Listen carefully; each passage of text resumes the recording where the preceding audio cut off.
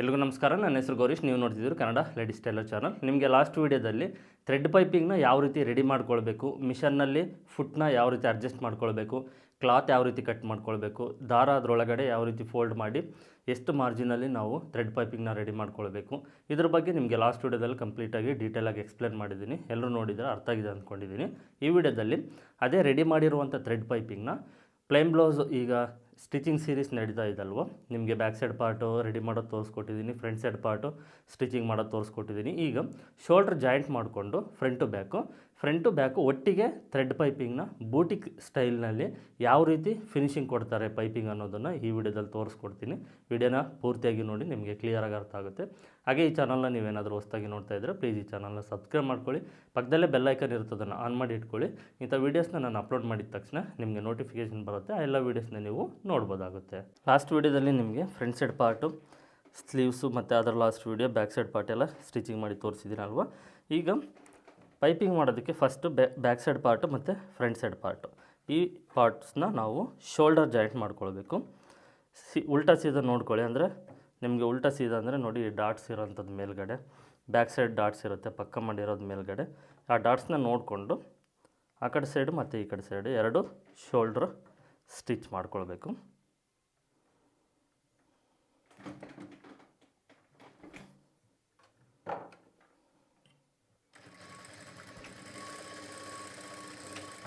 Rough ಮಾಡ್ಕೊಳ್ಳಿ starting ಮತ್ತು ಎಂಡಿಂಗಲ್ಲಿ, ಇಲ್ಲಾಂದರೆ ಸ್ಟಿಚ್ಚು ರಿಮೂವ್ ಆಗೋ ಚಾನ್ಸಸ್ ಇರುತ್ತೆ.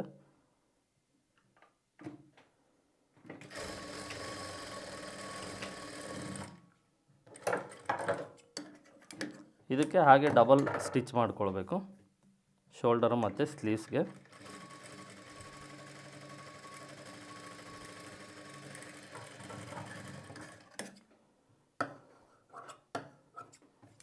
ಓಕೆ, ಇದಾಯ್ತಲ್ವ, ಶೋಲ್ಡರು ಸ್ಟಿಚ್ ಮಾಡ್ಕೊಂಡಿದ್ದೀವಿ.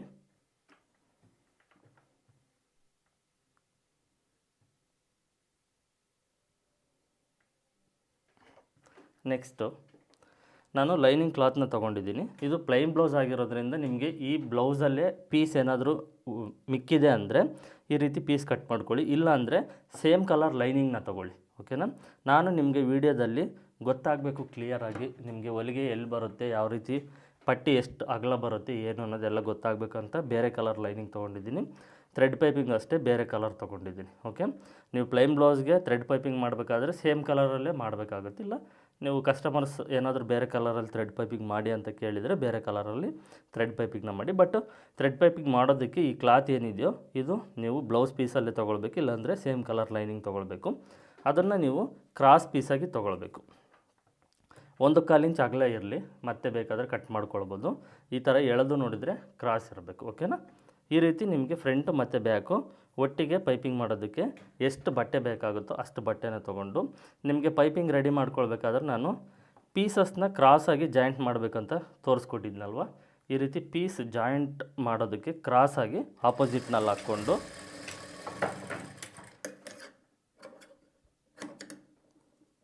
ನೋಡಿ ಈ ರೀತಿ ಕ್ರಾಸಾಗಿ ಕಟ್ ಮಾಡ್ಕೊಳ್ಬೇಕು. ಈ ರೀತಿ ಕ್ರಾಸಾಗಿ ಕಟ್ ಮಾಡಿಕೊಂಡ್ರೆ ನಮಗೆ ದಪ್ಪ ಬರೋದಿಲ್ಲ, ಒಂದೇ ಕಡೆ ದಪ್ಪ ಅನ್ನೋದು ಬರೋದಿಲ್ಲ, ಫಿನಿಶಿಂಗು ನೀಟಾಗಿರುತ್ತೆ. ಮತ್ತು ಅದಕ್ಕೆ ಇನ್ನೊಂದು ಜಾಯಿಂಟು, ನಾನು ಫ್ರಂಟು ಬ್ಯಾಕ್ ಒಟ್ಟಿಗೆ ಪೈಪಿಂಗ್ ಮಾಡ್ತಾ ಇರೋದ್ರಿಂದ ಒಂದೇ ಸಲ ಜಾಯಿಂಟ್ ಮಾಡ್ಕೊಳ್ತಿದ್ದೀನಿ.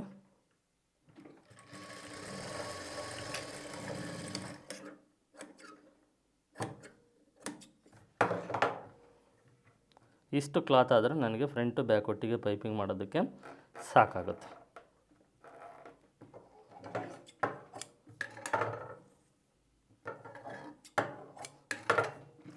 ಈಗ ಫಸ್ಟು ಕ್ಲಾತ್ನ ನಾವು ರೆಡಿ ಮಾಡ್ಕೊಂಡ ನಂತರ ಪೈಪಿಂಗ್ ಅಟ್ಯಾಚ್ ಮಾಡ್ಕೊಳ್ಬೇಕು. ಯಾವ ರೀತಿ ಅಂದ್ರೆ ನೋಡಿ, ಉಕ್ಸ್ ಪಟ್ಟಿ, ನಮಗೆ ಉಕ್ಸ್ ಪಟ್ಟಿ ಬರುತ್ತಲ್ವ, ಉಕ್ಸ್ ಪಟ್ಟಿ ಕಡೆಯಿಂದ ಪೈಪಿಂಗ್ನ ನಾವು ಅಟ್ಯಾಚ್ ಮಾಡ್ಕೊಳ್ತಾ ಬರಬೇಕು. ಮುಂದೆ 1 ಕಾಲು ಇಂಚ್ ಬಿಡಿ. ಫಸ್ಟು ಈ ರೀತಿ ರಫ್ ಮಾಡಿ. ನೆಕ್ಸ್ಟ್ ಇನ್ನು ಏನು ಅಂದರೆ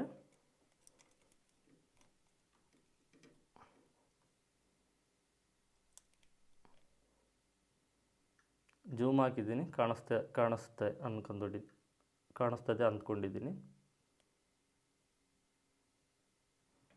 ಓಕೆ. ವಿಡಿಯೋ ಕ್ವಾಲಿಟಿ 1080 HD ಇಟ್ಕೊಂಡು ನೋಡಿ, ಫುಲ್ ಕ್ಲಾರಿಟಿಯಾಗಿ ಕಾಣಿಸುತ್ತೆ. ಇದರಲ್ಲಿ ಇಂಪಾರ್ಟೆಂಟ್ ವಿಚಾರ ಏನಂದರೆ ಪೈಪಿಂಗ್ ಥ್ರೆಡ್ನ ನಾವು ಅಟ್ಯಾಚ್ ಮಾಡಬೇಕಾದ್ರೆ ನೋಡಿ ಇದನ್ನು ಈ ರೀತಿ ಎಳೆದಿಟ್ಕೊಂಡು ಸ್ಟಿಚ್ ಮಾಡಬೇಕು. ಓಕೆನಾ, ಲೂಸ್ ಬಿಡಬಾರ್ದು, ಎಳೆದು ಈ ರೀತಿ ಟೈಟಾಗಿ ಇಟ್ಕೊಂಡು ಸ್ಟಿಚ್ ಮಾಡಬೇಕು. ಹಿಂದ್ಗಡೆ ನೋಡಿ, ಇಲ್ಲಿ ಹಿಂದ್ಗಡೆಯಿಂದ ನಾವು ಇದನ್ನು ಎಳ್ಕೊಳ್ಬೇಕು. ಫಸ್ಟು ಇದನ್ನು ಟೈಟಾಗಿ ಎಳೆದಿಟ್ಕೊಂಡು ಈಗ ಹಿಂದ್ಗಡೆ ನಮಗೆ ಗ್ರಿಪ್ ಸಿಗುತ್ತೆ ಸ್ವಲ್ಪ, ಅಲ್ಲಿ ನಾವು ಈ ರೀತಿ ಎಳೆದಿಟ್ಕೊಂಡು ಪೈಪಿಂಗ್ನ ಅಟ್ಯಾಚ್ ಮಾಡಬೇಕು. ಉಕ್ಸ್ ಪಟ್ಟಿ ಕಡೆಯಿಂದ ಪೈಪಿಂಗ್ನ ಅಟ್ಯಾಚ್ ಮಾಡಬೇಕು. ಯಾವುದೇ ಕಾರಣಕ್ಕೂ ಬ್ಲೌಸ್ ಪೀಸ್ನ ಎಳಿಬಾರದು. ಪೈಪಿಂಗ್ನ ಮಾತ್ರ ನಾವು ಟೈಟಾಗಿ ಎಳೆದಿಟ್ಕೊಂಡು ಅಟ್ಯಾಚ್ ಮಾಡಬೇಕು.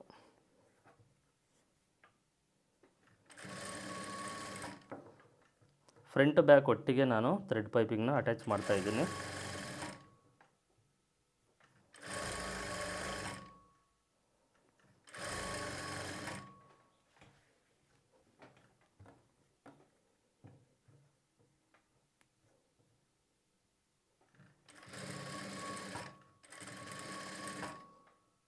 ನೀವು ನೋಡ್ತಾ ಇರಿ ವಿಡಿಯೋದಲ್ಲಿ ನಾನು ಯಾವ ರೀತಿ ಅಟ್ಯಾಚ್ ಮಾಡ್ತಾ ಇದ್ದೀನಿ ಅನ್ನೋದು.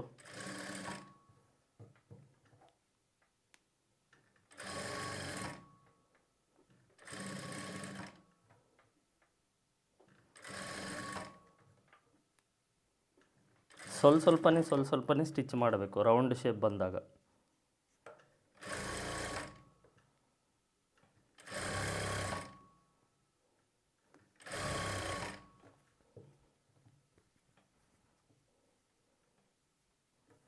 ಈ ಕಚ್ಚಾ ಬ್ಯಾಕ್ ಸೈಡ್ ಪಾರ್ಟ್ ಇರಲಿ, ಶೋಲ್ಡರ್ ಪಟ್ಟಿದ್ದು.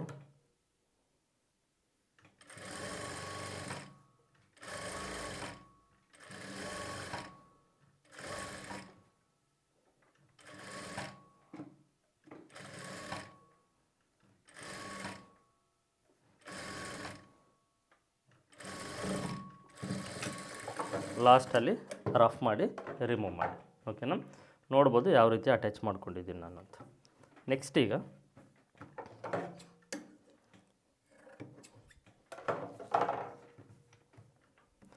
ಮತ್ತೆ ಉಕ್ಸ್ ಪಟ್ಟಿ ಕಡೆಯಿಂದ ಮತ್ತೆ ಸ್ಟಾರ್ಟ್ ಮಾಡಬೇಕು. ಯಾವುದು ಅಂದರೆ ಲೈನಿಂಗು. ಈ ಲೈನಿಂಗ್ ಇರುತ್ತಲ್ವ, ಈ ಲೈನಿಂಗ್ ನಾವು ಏನು ಕಟ್ ಮಾಡ್ಕೊಂಡಿದ್ದೀವೋ ನೋಡಿ, ಸೇಮ್ ಈ ರೀತಿ ಇಟ್ಕೊಳ್ಬೇಕು. ಇದು ಫುಟ್ಟು ನಿನ್ನೆ ಪೈಪಿಂಗ್ ರೆಡಿ ಮಾಡೋದಕ್ಕೆ ಅಡ್ಜಸ್ಟ್ ಮಾಡಿದ್ದೀನಲ್ವ, ಅದೇ ರೀತಿ ಇದೆ. ಅಂದರೆ ಗ್ಯಾಪ್ ಇದೆ, ಡಬಲ್ ಫುಟ್ಟು, ನಾನು ಸಿಂಗಲ್ ಫುಟ್ ಹಾಕಿಲ್ಲ, ಡಬಲ್ ಫುಟ್ಟು ಗ್ಯಾಪ್ ಇದೆ. ಆ ಗ್ಯಾಪಲ್ಲೇ ನಾನು ಈ ಪೈಪಿಂಗ್ನ ರೆಡಿ ಮಾಡ್ತಾ ಇರೋದು. ಈ ರೀತಿ ಲೈನಿಂಗ್ ಇದ್ರ ಮೇಲ್ಗಡೆ ಇಟ್ಕೊಳ್ಬೇಕು. ನಿಮಗೆ ಕಾಣಿಸ್ತಾ ಇದೆ ನೋಡಿ, ಪೈಪಿಂಗ್ ಇಲ್ಲಿ ಕಾಣಿಸ್ತಾ ಇದೆ. ಇಲ್ಲಿ ಹೊಲಿಗೆ ಏನು ಹಾಕ್ಕೊಂಡಿದ್ದೀವೋ ಅದ್ರ ಮೇಲ್ಗಡೆ ಮತ್ತೆ ನೋಡಿ ಈ ರೀತಿ ಹೊಲಿಗೆ ಹಾಕ್ಕೊಳ್ಬೇಕು. ಈಗ ಏನು ಅಂದರೆ ಲೈನಿಂಗು ಫ್ರೀ ಬಿಡಬೇಕು, ಬಾಡಿ ಪೀಸ್ನ ಎಕ್ಸ್ಪೆಂಡ್ ಮಾಡಬೇಕು. ಲೈನಿಂಗು ಫ್ರೀ ಬಿಡಬೇಕು. ಲೈನಿಂಗ್ ಯಾವುದೇ ಕಾರಣಕ್ಕೂ ಟೈಟಾಗಿ ಎಳಿಬಾರ್ದು, ಅದನ್ನು ಗಮನದಲ್ಲಿಟ್ಕೊಳ್ಳಿ. ಲೈನಿಂಗ್ ಟೈಟಾಗಿ ಎಳೆದಿದ್ದೀರಾ ಅಂದರೆ ನಿಮಗೆ ಕರ್ವ್ ಶೇಪ್ ಏನು ಬರುತ್ತೋ ಕರ್ವ್ ಶೇಪಲ್ಲಿ ಲೈನಿಂಗ್ ನೀಟಾಗಿ ಫೋಲ್ಡ್ ಆಗೋದಿಲ್ಲ.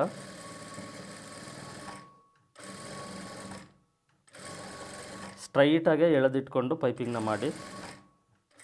ನಾನು ಯಾವ ರೀತಿ ಮಾಡ್ತಾಯಿದ್ದೀನಿ ಅಂತ ನೋಡಿ. ಕಂಪ್ಲೀಟ್ ನಾನು ಸ್ಟ್ರೈಟಾಗಿ ಎಳೆದಿಟ್ಕೊಂಡೆ back side front side part ಪೈಪಿಂಗ್ನ ಮಾಡೋದಕ್ಕೆ ಲೈನಿಂಗ್ ಅಟ್ಯಾಚ್ ಮಾಡ್ಕೊಳ್ತಾ ಇದ್ದೀನಿ.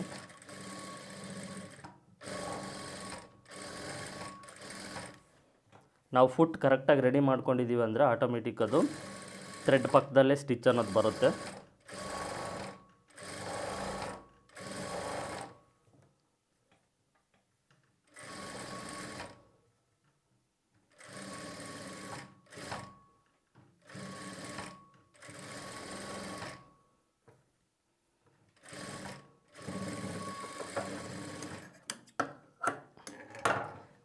ಈಗ ಮೇನ್ ಇಂಪಾರ್ಟೆಂಟ್ ಏನಂದರೆ ರೌಂಡ್ ಶೇಪು, ಅಂದರೆ ಕರ್ವ್ ಶೇಪ್ ಎಲ್ಲಿ ಬರ್ತಾ ಇದೆ ನೋಡ್ಕೊಳ್ಬೇಕು. ನೋಡಿ, ಈಗ ರೌಂಡ್ ಕರ್ವ್ ಶೇಪ್ ಇಲ್ಲಿದೆ ಅಲ್ವಾ, ಇಲ್ಲಿ ನಾವು ಒಂದು 2-3 ಹತ್ರ ಕಟ್ ಮಾಡಬೇಕು, ಸಾಕಾಗುತ್ತೆ. 2-3 ಜಾಗದಲ್ಲಿ ಕಟ್ ಮಾಡಬೇಕು. ಫ್ರಂಟು ಅಷ್ಟೇ, ಬ್ಯಾಕು ಅಷ್ಟೇ.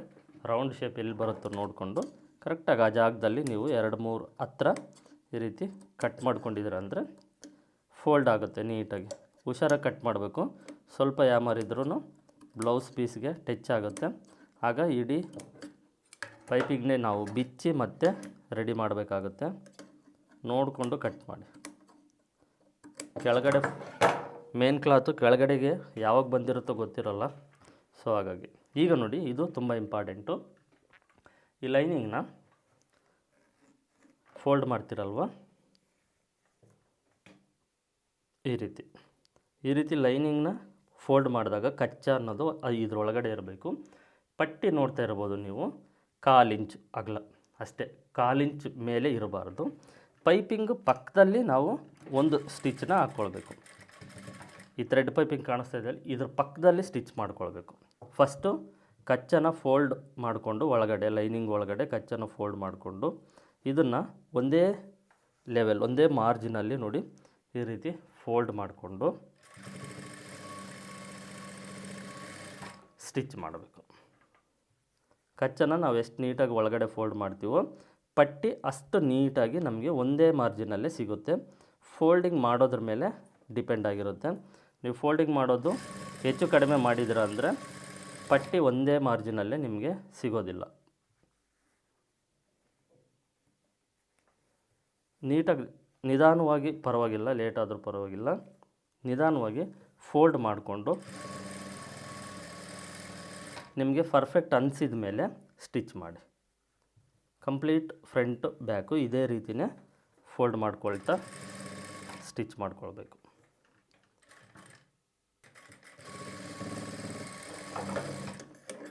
ಕಂಪ್ಲೀಟಾಗಿ ಸ್ಟಿಚ್ ಮಾಡಿದ ನಂತರ ಇಲ್ಲಿ ಒಂದು 1/4 ಇಂಚ್ ಬಿಟ್ಟು ಕಟ್ ಮಾಡ್ಕೊಳ್ಳಿ. ನೆಕ್ಸ್ಟು ಈ ಕಡೆ ಸೈಡು ಅಷ್ಟೇ ಒಂದು 1/4 ಇಂಚು ಮಾರ್ಜಿನ್ ಬಿಟ್ಟು ಕಟ್ ಮಾಡ್ಕೊಂಡ ನಂತರ ಈಗ ಈ ಲೈನಿಂಗ್ ಎಕ್ಸ್ಟ್ರಾ ಇರುತ್ತೆ ನಮಗೆ, ಓಕೆನಾ, ಪೈಪಿಂಗು ಅಟ್ಯಾಚ್ ಮಾಡ್ಕೊಂಡಿರೋದು, ಇದನ್ನು ನೋಡಿ ಈ ರೀತಿ ಕಟ್ ಮಾಡ್ಕೊಳ್ಬೇಕು. ಹೊಲಿಗೆ ಹಾಕ್ಕೊಂಡಿರ್ತೀವಲ್ವ, ಹೊಲಿಗೆ ಪಕ್ಕದಲ್ಲೇ ಕಟ್ ಮಾಡಬೇಕು. ಈ ರೀತಿ ಕಟ್ ಮಾಡಬೇಕಾದ್ರೆ ನಮಗೆ ಬ್ಲೌಸ್ ಪೀಸು ಪದೇ ಪದೇ ಅಡ್ಡ ಬರ್ತಾ ಇರುತ್ತೆ. ನೋಡಿಕೊಂಡು ಬ್ಲೌಸ್ ಪೀಸ್ನ ಸರಿ ಮಾಡಿಕೊಂಡು ಕಟ್ ಮಾಡಬೇಕು. ಇಲ್ಲ ಅಂದರೆ ಬ್ಲೌಸ್ ಪೀಸು ಈಸಿಯಾಗಿ ಕಟ್ ಆಗುತ್ತೆ. ಒಂದು ಸಲ ಬ್ಲೌಸ್ ಪೀಸ್ ಕಟ್ ಆಯಿತು ಅಂದರೆ ಮುಗೀತು ಆ ಬ್ಲೌಸು. ಮತ್ತು ಹೊಸ ಬ್ಲೌಸ್ ತೊಗೊಂಡೆ ನಾವು ಕಟ್ ಮಾಡಿ ಸ್ಟಿಚ್ ಮಾಡಬೇಕಾಗತ್ತೆ. So be careful. ಇಲ್ಲಿ ಕಟ್ ಮಾಡಬೇಕಾದ್ರೆ ತುಂಬ ಹುಷಾರಾಗಿ ಕಟ್ ಮಾಡಬೇಕು. ನೀವು ಈ ಮಧ್ಯದ ಬೆರಳಿರುತ್ತಲ್ವ ಅದನ್ನು ಸಪೋರ್ಟಿಗೆ ತೊಗೊಂಡು ಕಟ್ ಮಾಡಿ, ಪರ್ಫೆಕ್ಟಾಗಿ ಬರುತ್ತೆ. ನೋಡಿ, ಇದನ್ನು ಈ ರೀತಿ ಅಡ್ಡ ಇಟ್ಟು ಕಟ್ ಮಾಡಿ.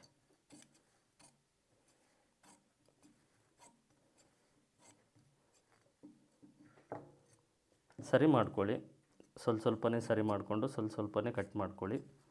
ಜಸ್ಟ್ ಒಂದು ಟಾಕ ಬಿತ್ತು ಅಂದರೆ ಮುಗೀತು ಬ್ಲೌಸು. ಮತ್ತು ಡೀಪು ಬ್ರಾಡು ಜಾಸ್ತಿ ಆಗುತ್ತೆ. ಈ ರೀತಿ ಕಂಪ್ಲೀಟಾಗಿ ಕಟ್ ಮಾಡ್ಕೊಳ್ಬೇಕು. ನೋಡಿ, ಈಗ ನಿಮಗೆ ತೋರಿಸ್ತೀನಿ ಪಟ್ಟಿ ಯಾವ ರೀತಿ ಇದೆ ಅಂತ. ಕಾಣಿಸ್ತಾ ಇದೆ ಅಲ್ವಾ? ನಿಮಗೆಲ್ಲಾದರೂ ಹೆಚ್ಚು ಕಡಿಮೆ ಕಾಣಿಸ್ತಾ ಇದೆಯಾ?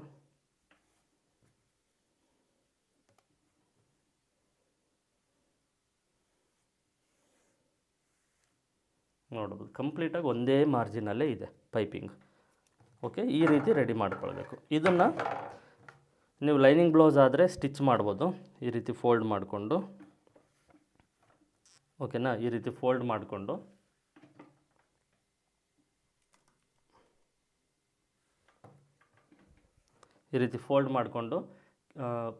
ಪಾಯಿಂಟೆಡ್ ಹಾಕ್ಕೊಳ್ಬೋದು, ಇಲ್ಲ ಕಿನಾರಿ ಹೊಲಿಗೆ ಆದರೂ ಹಾಕ್ಕೊಳ್ಬೋದು.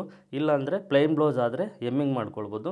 ಸ್ಟಿಚ್ ಬೇಕಾದರೆ ಸ್ಟಿಚ್ ಹಾಕ್ಕೊಳ್ಬೋದು. ಇದು ನಿಮಗೆ ಕಸ್ಟಮರ್ಸ್ ಮೇಲೆ ಡಿಪೆಂಡ್ ಆಗುತ್ತೆ. ಇಲ್ಲಿವರೆಗೂ ನೀವು ನಾನೇನು ಹೇಳ್ಕೊಟ್ಟಿದ್ದೀನೋ ಅದನ್ನು ಫಾಲೋ ಮಾಡಿ. ಇನ್ನು ಇದಕ್ಕೆ ಸ್ಟಿಚ್ ಮಾಡ್ಕೊಳ್ಬೇಕಾ ಇಲ್ಲ ಎಮ್ಮಿಂಗ್ ಮಾಡ್ಕೊಳ್ಬೇಕಾ ಅದು ನಿಮಗೆ ಬಿಟ್ಟಿದ್ದು, ನಿಮ್ಮ ಚಾಯ್ಸು. ಸ್ಟಿಚ್ ಆದರೆ ಒಂದು ಪಾಯಿಂಟೆಡ್ ಹೊಲಿಗೆನ ಹಾಕ್ಕೊಳ್ಳಿ, ಇಲ್ಲಾಂದರೆ ಕಿನಾರಿ ಹೊಲಿಗೆ ಹಾಕ್ಕೊಂಡು ಎಮ್ಮಿಂಗ್ ಆದರೂ ಮಾಡ್ಕೊಳ್ಬೇಕು. ನೀವು ಅದನ್ನು ಚೂಸ್ ಮಾಡ್ಕೊಳ್ಳಿ. ಇದು ಪರ್ಫೆಕ್ಟ್ ಪೈಪಿಂಗು ಬೂಟಿಕ್ ಸ್ಟೈಲಲ್ಲಿ ರೆಡಿ ಮಾಡ್ತಾ ಇರೋದು. ಓಕೆ, ನಿಮಗೆ ಕಂಪ್ಲೀಟಾಗಿ ರೆಡಿ ಮಾಡಿ ತೋರಿಸಿದ್ದೀನಿ. ಯಾವ ರೀತಿ ಇರುತ್ತೆ ಅಂತ ಅರ್ಥ ಆಗಿದೆ ಅಂದ್ಕೊಂಡಿದ್ದೀನಿ. ಓಕೆನಾ, ಇಷ್ಟು ಈ ವಿಡಿಯೋದಲ್ಲಿ. ಇಲ್ಲಿಗೆ ಈ ವಿಡಿಯೋನ ಎಂಡ್ ಮಾಡ್ತಾಯಿದ್ದೀನಿ. ಈ ಪೈಪಿಂಗ್ ವಿಡಿಯೋ ನಿಮಗೆ ಯೂಸ್ಫುಲ್ ಅನಿಸಿದರೆ ಈ ವಿಡಿಯೋಗೆ ಒಂದು ಲೈಕ್ ಮಾಡಿ, ಸಾಧ್ಯವಾದರೆ ಶೇರ್ ಮಾಡಿ. ಮತ್ತು ಮುಂದಿನ ವಿಡಿಯೋದಲ್ಲಿ ಸಿಗ್ತೀನಿ. ಎಲ್ಲರಿಗೂ ಧನ್ಯವಾದಗಳು.